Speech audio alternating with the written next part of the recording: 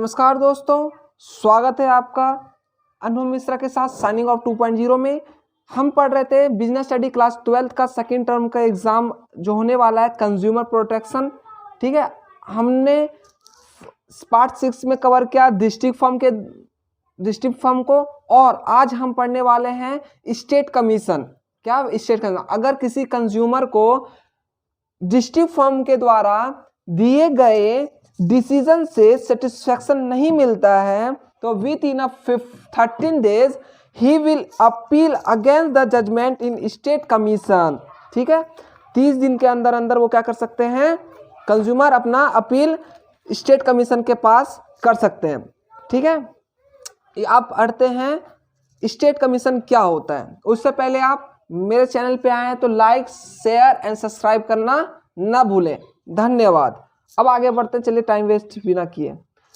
देखिए state commission क्या होता है।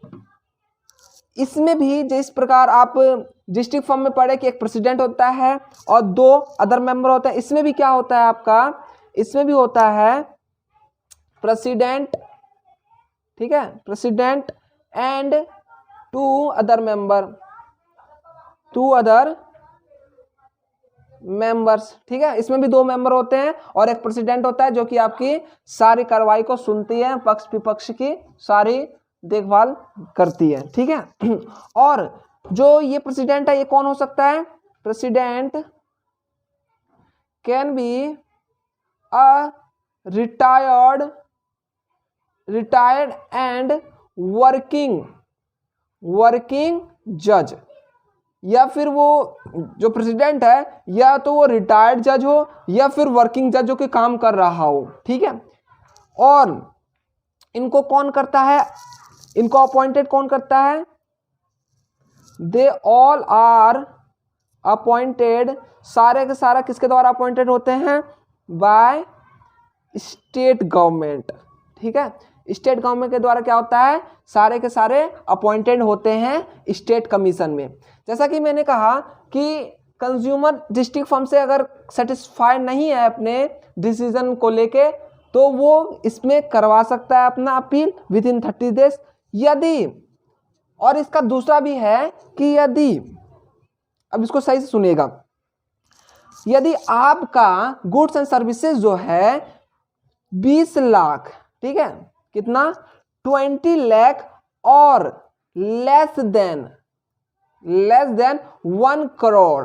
ठीक है, अगर आपका गुड्स एंड सर्विसेज जो है 20 लाख से ज्यादा और 1 करोड़ से कम के हैं तो आप डायरेक्टली स्टेट कमीशन में अपील कंप्लेंट कर सकते हैं without going to district forum. Okay, ये कंज्यूमर का राइट है कि अगर 20 लाख और 1 करोड़ से कम का सामान है तो डायरेक्टली वो स्टेट कमीशन में अपना कंप्लेंट फाइल करा सकता है, उसको डिस्ट्रिक्ट फर्म में जाने की कोई आवश्यक नहीं है।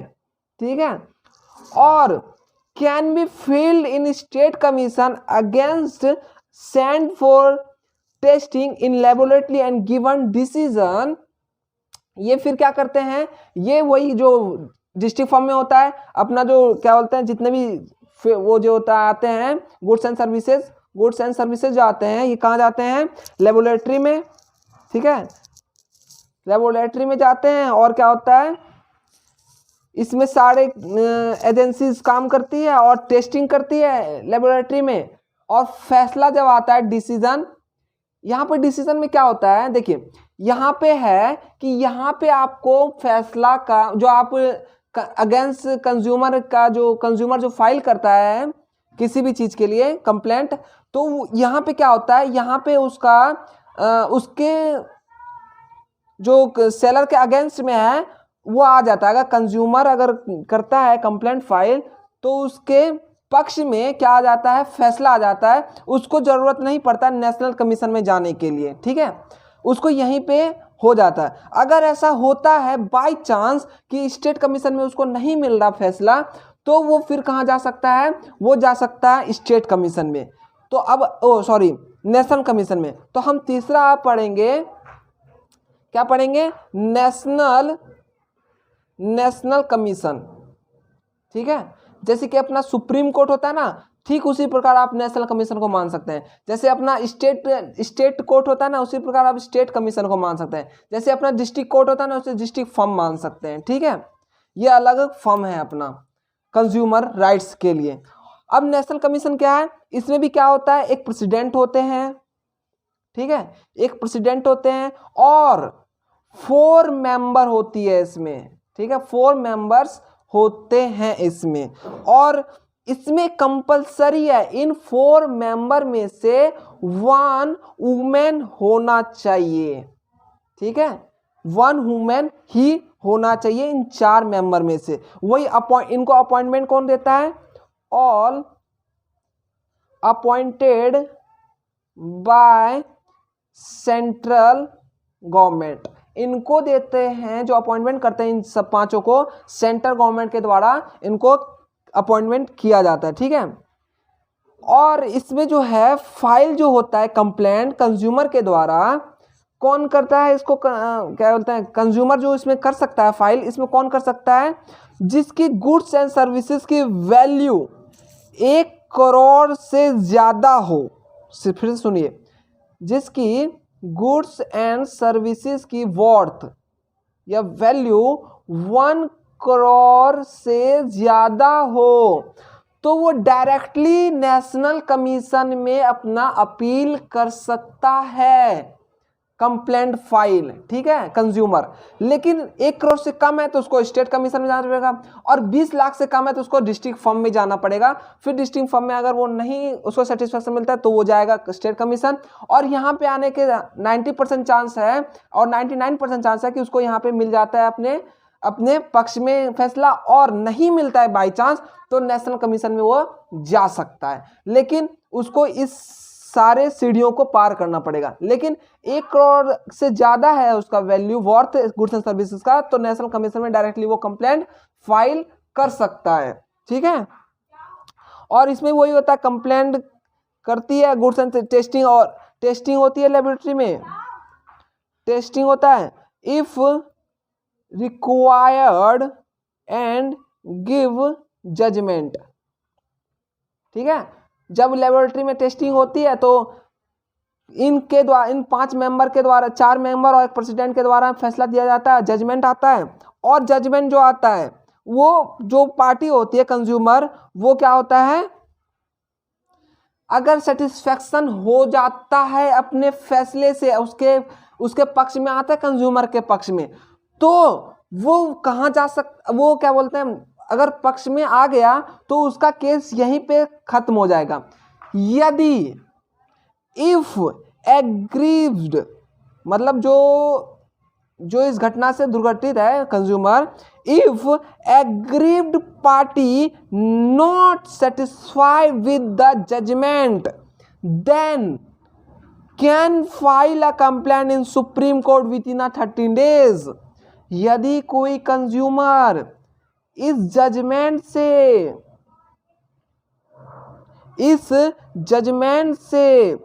सेटिस्फाई नहीं है तो वो कहाँ जा सकता है, वो जा सकता है आपका सुप्रीम कोर्ट। ठीक है, सुप्रीम कोर्ट फिर जा सकता है। क्यों? क्योंकि 1 करोड़ से वर्थ से ज्यादा वैल्यू है, इसलिए वो जा सकता है।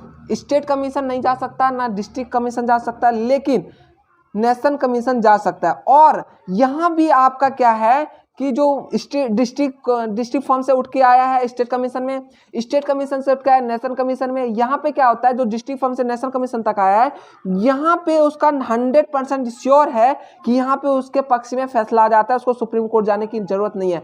लेकिन जो डायरेक्टली नेशनल कोर्ट में आया है, नेशनल कमीशन में आया है, वो जा सकता है सुप्रीम कोर्ट में। क्यों? क्योंकि ऐसा हो सकता है बाई चांस कि उसको यहाँ पे ना मिले उसके पक्ष में, ठीक है, फैसला। इसीलिए तो ये थे आपके सारे के सारे 3 टायर्स। अगर कंज्यूमर को नहीं मिलता है बाई चांस उसके पक्ष में फैसला, तो ये कहां जा सकते हैं, ये पूरा आपका यहां पे फिनिश होता है।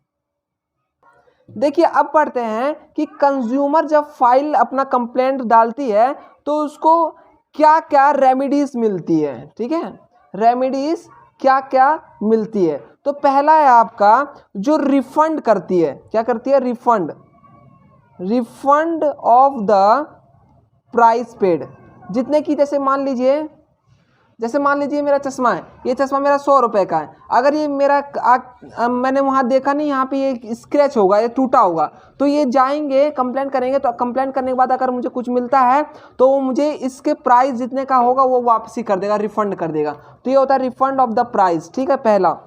दूसरा होता है आपका कंपनसिएशन, क्या मिलती है, कंपनसिएशन मिलती है। अगर इंजरी होती है आपकी, जैसे मैंने बोला था कुकर अगर फट जाए तो क्या होगा, तो आपका नुकसान होगा ना, आपको डॉक्टर के पास जाना पड़ेगा अगर चोट ज़्यादा आई तो आपको उसका कंपनसिएशन मिलेगी।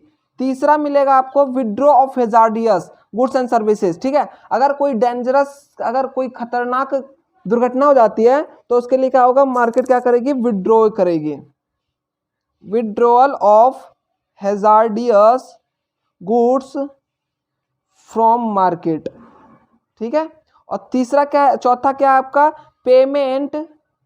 Payment of adequated cost to grievant party, जिसने कंप्लेंट किया है, ठीक है। पांचवा ये है, पांचवा है आपका अल्टरनेटिव एडवर्टाइजमेंट पे, जब अब मैंने कहा था एडवर्टाइजमेंट में आप पे दिखाते हैं कि पेप्सोडेंट पे भी केस हुआ था कि वो 60 सेकंड में आपके दांत के झंझनाहट को कम कर देती है, तो वो कैसे प्रूफ नहीं कर पाया, तो उसको बोला एडवर्टाइजमेंट को बंद करने के लिए। तो एडवर्टाइजमेंट से आपको कोई नुकसान होता है तो आपको क्या करना पड़ेगा, कंपनसिएशन देना पड़ेगा, ठीक है। तो ये आपका चैप्टर यहाँ पे अब खत्म होता है, अब समाप्त होता है।